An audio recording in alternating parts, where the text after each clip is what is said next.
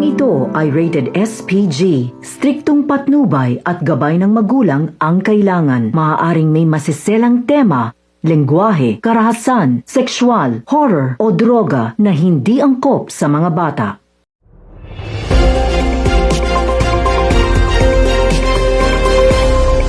Magandang araw, Luzon, Visayas at Mindanao. Arestado rin sa vibrant operation ang 4 na drug suspects sa Purok Size Lac, Davao de Oro. Ang isa sa nahulis, alias Albert, na naghuli ng mga otoridad na nagbibenta ng droga. Nagbabalita, Shea Jane Bustamante, nakatutok, 24 oras.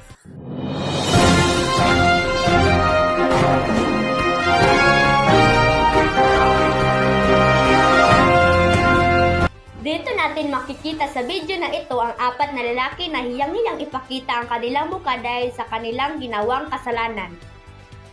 So, andito tayo ngayon sa pinangyarihan ng krimen kung saan nakita ang katawan ng isang babaeng nakalusay sa loob ng abandonadong bahay. So, pasukin na natin sa abandonadong bahay.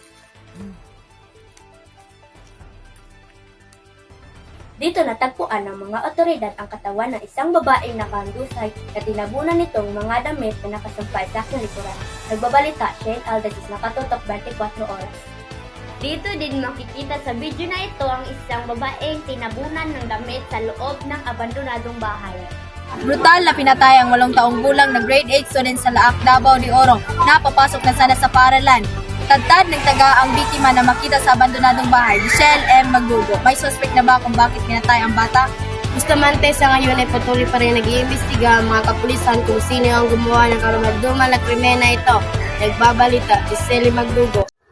Di kompleto childhood ko kung walang Pojibar na ngayon ay mas pinalaki. Pojibar, over sa sarap! Bili na, huwag na magtagal. Pojibar, over sa sarap. Pojibar, sharing with my friends.